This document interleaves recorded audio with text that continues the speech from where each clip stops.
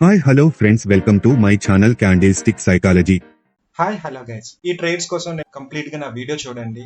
ఇందులో ఒక లాజిక్ అనేది నేను చెప్పాను. అట్ ద సేమ్ టైం ఏంటంటే అక్కడ చూసే పర్స్పెక్టివ్స్ ఏంటి, నేను ఈ ట్రేడ్స్ చేయడానికి main reason candle stick psychology మాత్రం యూజ్ చేశాను. అట్ ద సేమ్ టైం ఏంటంటే కన్ఫర్మ్ ట్రేడ్స్, మీరు కూడా ఇదే పర్స్పెక్టివ్ లో కన్ఫర్మ్ ట్రేడ్స్ అనేది ట్రేడ్ చేయడానికి ట్రై చేయండి. Okay, at the same time Nifty bank నిఫ్టీలో కూడా నన్ను అడుగుతున్నారు. సో వాళ్ళందరి కోసం కూడా నా నెక్స్ట్ వీడియో అనేది నేను మేక్ చేయడానికి ట్రై చేస్తాను. సో అందులో ఉన్న లాజిక్స్ కావచ్చు, దానికోసం ఏంటి కంప్లీట్ గా నేను వాటి తాలూకా డీటెయిల్స్ ఎలా ఇవ్వచ్చు, మీకు అవి ఎలా ప్రొవైడ్ చేయగలను ఏంటి అనే విషయం నేను ఆల్రెడీ కొన్ని గ్యాదర్ చేశాను. So at the same time ఇంకా గ్యాదర్ చేసి నేను అవి దాని మీద కూడా ఒక వీడియో అనేది నేను చెప్పడం జరుగుతుంది. వన్స్ అగైన్ నా ఛానల్ ని సబ్స్క్రైబ్ చేసినందుకు, నా వీడియోస్ ని షేర్ చేసినందుకు అందరికీ చాలా thanks. Let's start the video. So ఈ రోజు మనం ట్రేడింగ్ లో technical analysis, so confirmation trades మాత్రం మనం ఈరోజు చూద్దాం. ఈరోజు సబ్జెక్ట్ ఏంటంటే కన్ఫర్మేషన్ ట్రేడ్స్.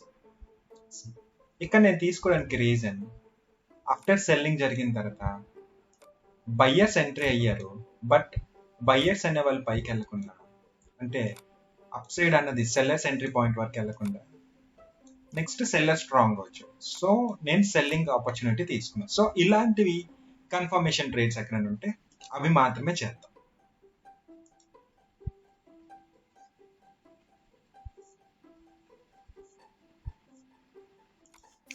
చార్ట్ ఓకే,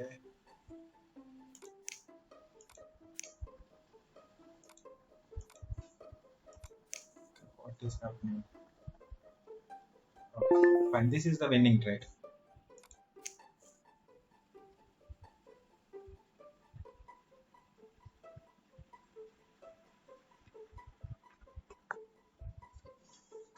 ఈ వీడియో మేక్ చేయడానికి కూడా మెయిన్ రీజన్ ఇదేనండి. సో కన్ఫర్మ్ అన్న ట్రేడ్ మాత్రమే మనం చేయడానికి ట్రై చేద్దాం.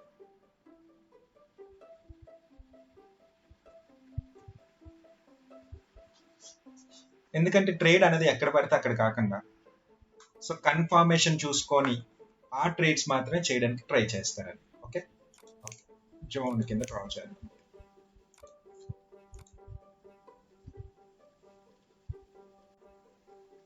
ఈ అప్పర్ లైన్ కానీ క్రాస్ చేస్తే బయింగ్ సైడ్ మనం ట్రేడ్ తీసుకుంటాం. ఓకే, సో క్రాస్ అయ్యి ఎబోలో క్లోజ్ అయింది కాబట్టి నేను బయింగ్ సైడ్ ట్రేడ్ తీసుకున్నాను. Let's see what happen. ఈలోపు వేరే చార్ట్ ఏదైనా ట్రై చేస్తున్నాం. EUR USD, EUR GB.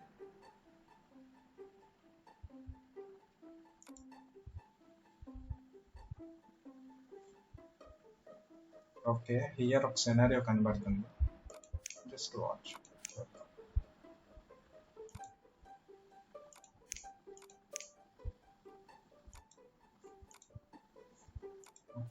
What is happening? So this is the winning trade. Here ఒక రెడ్ క్యాండిల్ కానీ క్లోజ్ అయితే సెల్లింగ్ ఆపర్చునిటీ తీసుకుంటాం. ఇఫ్ ఇన్ కేస్ అలా కాదు, బయింగ్ సైడ్ కానీ ఈ జోన్ కానీ క్రాస్ అయితే బయింగ్ సైడ్ తీసుకోవడానికి ట్రై చేద్దాం. Okay, here is the level.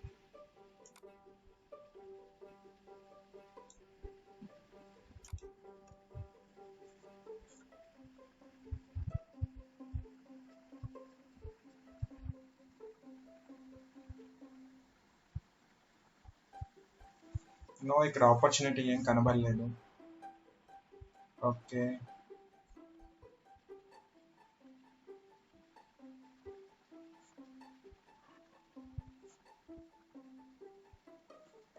Okay,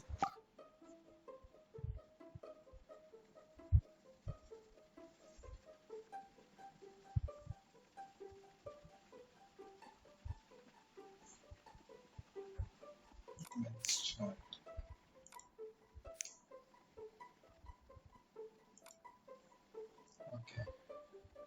see here మీరు చూసుకున్నట్టయితే present right now this one and this one, మిగతావన్నీ లేవు. ఓకే, ఇది కూడా 5 minutes తర్వాత అయినది, ఈ ట్రేడ్ కూడా అయిపోయింది. Okay, this is not a OTC market.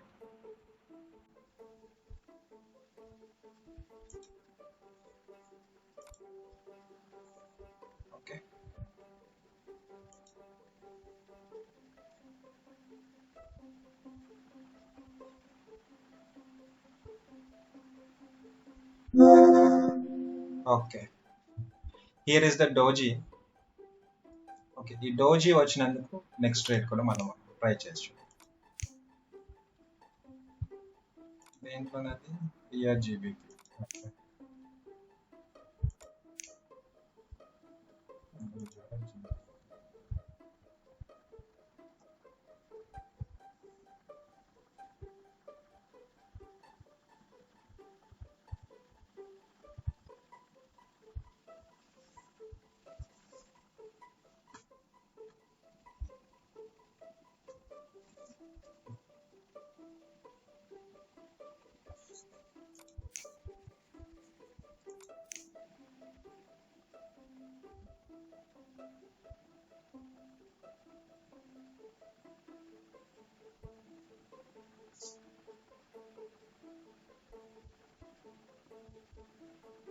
Okay,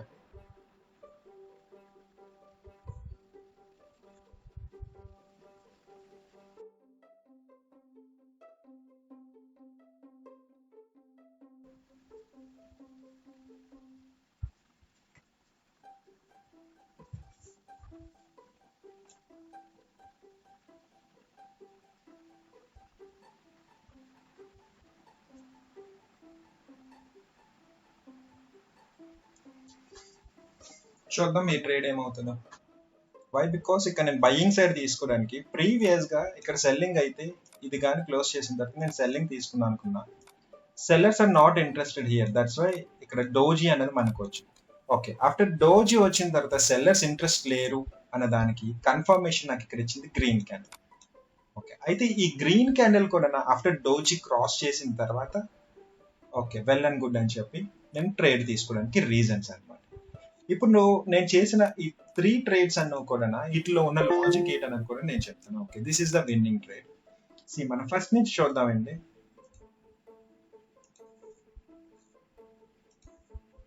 okay, here చూడండి, ఇక్కడ నేను తీసుకోవడానికి రీజన్ అన్నది ఏంటంటే ఈ క్యాండిల్ లో నేను ట్రేడ్ చేసా. సో కరెక్ట్ గా ఎగ్జాక్ట్ గా బయ్యింగ్ క్యాండిల్ వచ్చింది, నెక్స్ట్ సెల్లింగ్ క్యాండిల్ వచ్చింది. Okay, what are it is. ఇక్కడ నేను చూస్ చేసింది ఏంటంటే కంప్లీట్ గా టోటల్ గా అనాలిసిస్ కాదు, జస్ట్ క్యాండిల్స్టిక్ సైకాలజీ చూసి మాత్రమే చేశాను. ఈ క్యాండిల్స్టిక్ సైకాలజీలో కూడా నేను కన్ఫర్మ్ చూసుకున్నాను అనమాట. అంటే ఒక రెసిస్టెన్సీ లెవెల్ దగ్గర సెల్లర్ ఎంటర్ అయ్యాడు, బట్ నాట్ ఇంట్రెస్టెడ్, సెల్లర్స్ అనే వాళ్ళు ఇంట్రెస్ట్ లేరు.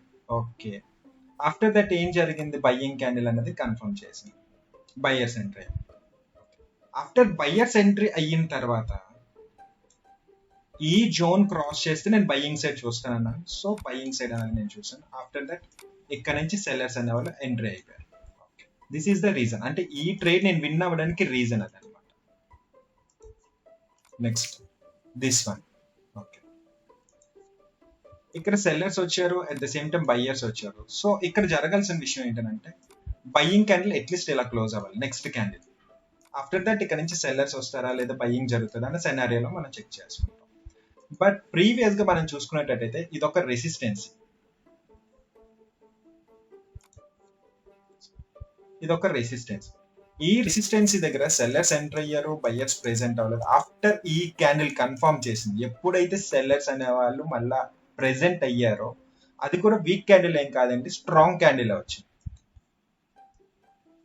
సో ఆఫ్టర్ స్ట్రాంగ్ క్యాండిల్ వచ్చిన తర్వాత ఓకే అని చెప్పి నేను సెల్లింగ్ ఆపర్చునిటీ తీసుకున్నాను. ఎందుకంటే నెక్స్ట్ బయ్యర్స్ అనే వాళ్ళు ఎక్కడి వరకు ఉన్నారు, ఎక్కడ ఎంటర్ అవుతున్నారు అన్న పాయింట్ చూసుకొని నేను తీసుకున్నాను. బట్ కన్ఫర్మేషన్ ట్రేడ్స్ అంటే ఈ వీడియోలో నేను కన్ఫర్మ్ ట్రేడ్స్ మాత్రమే చేస్తాను అన్నాను కాబట్టి కన్ఫర్మేషన్ తీసుకొని దాన్ని నేను ట్రేడ్ చేశాను. Okay, and next one, this one.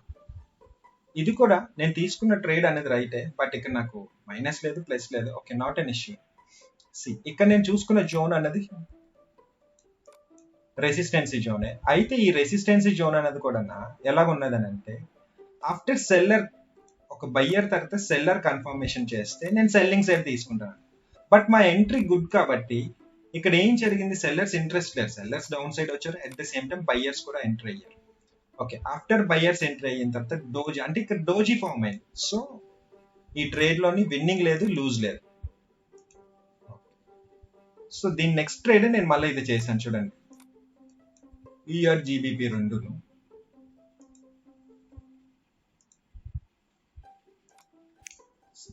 Next trade ఏం చూస్ చేశానంటే ఆఫ్టర్ ఈ క్యాండిల్ తర్వాత బయ్యర్స్ ఎంట్రీ అయితే అది క్యాండిల్ కన్ఫర్మేషన్, అంటే క్యాండిల్ స్టిక్ లో ఉన్న సైకాలజీ మాత్రమే చూసాను.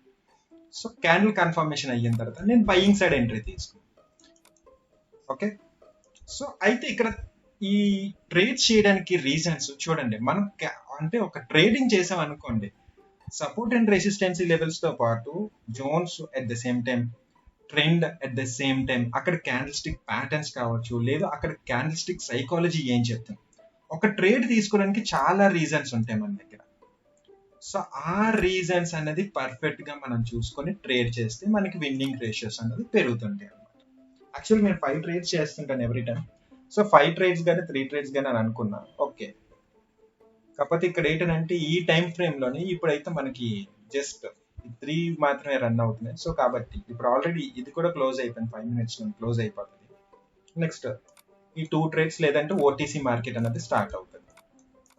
ఓకే, సో అయితే ఈరోజు మెయిన్ పాయింట్ ఏంటంటే, ఫస్ట్ థింగ్ ఏంటంటే అందరికీ చాలా మంది ఏంటంటే నిఫ్టీ, బ్యాంక్ నిఫ్టీ, మన ఇండియన్ స్టాక్స్ దాంట్లో చెప్పండి అని చెప్పి కొంతమంది నాకు మెసేజ్ చేసి అడుగుతున్నారు. ఓకే, నేను అట్లా కోర్సెస్ కావచ్చు మొత్తం అన్ని కూడా నేను ప్రొవైడ్ చేస్తాను. Okay, not an issue. See first thing మనం ఏదైనా ఒక విషయం చెప్పామంటే అది క్లియర్ గా మనకు వచ్చేస్తుంది, మనకు అర్థమైపోయింది అని అనుకోకండి. దాన్ని మనం చూసే కోణంలో చూడాలి. నాకు స్టార్టింగ్ లో చాలా మంది చెప్పారు దిస్ ఈస్ ద రెసిస్టెన్సీ అని చెప్పి, బట్ ఒక రెసిస్టెన్సీ లెవెల్ దగ్గర నేను బయ్యింగ్ మాత్రమే చేశాను. నా బిఫోర్ వీడియో చూస్తే నేను ఆ వీడియోలో చెప్పిందల్లా ఏంటంటే రెసిస్టెన్సీ దగ్గర సెల్లింగ్ చేస్తారు కదా, నేను సెల్లింగ్ కాదు బయ్యింగ్ చేసి చూపిస్తానని చెప్పి బయ్యింగ్ చేశాను. అది సపోర్ట్ లెవెల్ దగ్గర బయ్యింగ్ చేస్తారు కదా, నేను బయ్యింగ్ కాదు సెల్లింగ్ చేసి చూపిస్తానని చెప్పి లాస్ట్ వీడియోలో నేను అది చేశాను. అది క్లియర్ గా చూడండి, మీకు అర్థం అవుతుంది. అయితే ఇక్కడ రీజన్స్ ఏంటంటే రెసిస్టెన్సీ అని అంటే ఏంటి, సపోర్ట్ అంటే ఏంటి. ఈ రెసిస్టెన్సీ సపోర్ట్ అనేది కామన్ గా ఏంటంటే మీరు యూట్యూబ్ లో చూడొచ్చు, ఏ వీడియోస్ లో కావచ్చు, ఎక్కడ ఎవరు చెప్పరు. ఎందుకు అని అంటే కొంతమంది ఏంటంటే తెలియదు చెప్పరు, కొంతమంది తెలిసినా చెప్పరు. ఒరిజినల్ గా సపోర్ట్ అనేది ఎప్పుడు సపోర్ట్ కాదు, ఒరిజినల్ గా రెసిస్టెన్సీ అనేది ఎప్పుడు రెసిస్టెన్సీ కాదు. ఎప్పుడు రెసిస్టెన్సీ కాదనంటే ఫర్ ఎగ్జాంపుల్ ఇప్పుడు మనం ఒక రెసిస్టెన్సీ దగ్గరికి వచ్చినప్పుడు సెల్లింగ్ ఆపర్చునిటీ మాత్రం మనం తీసుకుంటాం. Okay, well and good. కానీ ఇక్కడ సెల్లింగ్ ఆపర్చునిటీ దేనికి తీసుకుంటాం, మనం ఒక ట్రేడ్ చేస్తే అది విన్ అవ్వడానికి అని చెప్పి మనం తీసుకుంటాం. కానీ ఇక్కడ బయ్యింగ్ జరిగేటప్పటికి మనం మనీ అనేది లూజ్ అవుతుంది. అంటే this one is not a resistancy. ఈ లాజిక్ అనేది మీరు మిస్ అవుతున్నారు. మీరు ఒక ట్రేడ్ తీసుకున్న దగ్గర మీరు లూజ్ అయ్యారంటే అది రెసిస్టెన్సీ కాదు అన్న విషయం మీకు అర్థం అవ్వాలి. సో రెసిస్టెన్సీ కాదు అన్న విషయం మీకు అర్థమైన తర్వాత మీరు దాన్ని బయ్యింగ్ ఆపర్చునిటీ ఎక్కడిస్తే మనం తీసుకోవాలి అన్న పాయింట్ మీరు ఆలోచించండి. అట్ ద సేమ్ టైం దీనికి తగ్గట్టుగా కోర్సెస్ కావచ్చు, అంటే నేను క్లాసెస్ కూడా చెప్తానండి. అట్ ద సేమ్ టైం నా మెటీరియల్స్ లో కావచ్చు, అంటే ఈచ్ అండ్ ఎవ్రీ పాయింట్ ఉంటుంది. క్యాండిల్స్టిక్ ఇప్పుడు నేను చూస్తున్న విజనరీ కావచ్చు, అంటే నేను క్యాండిల్స్టిక్స్ లో చదువుతున్న సైకాలజీ కావచ్చు, ఈచ్ అండ్ ఎవ్రీ క్యాండిల్ దాని గురించి కూడా అందులో ఉంటుంది. సో మీలో ఎవరికైనా ఇంట్రెస్ట్ ఉంటే నా ఛానల్ని, నా వీడియోస్ని 10 మెంబర్స్కి షేర్ చేస్తాను. నేను 399 రూపీస్కి నేను ప్రొవైడ్ చేస్తున్నాను. ఓకే, సో నా వీడియోస్ కానీ మీకు ఇన్ఫర్మేటివ్గా కానీ అనిపించినట్టయితే షేర్ చేయండి. At the same time subscribe చేయండి. ఏదైనా డౌట్స్ గంట ఏమైనా ఉన్నట్టయితే మీరు నాకు కామెంట్ సెక్షన్లో మెన్షన్ చేయండి. సో దాని మీద కూడా నేను వీడియో మేక్ చేయడానికి ట్రై చేస్తాను. Okay, have a nice day.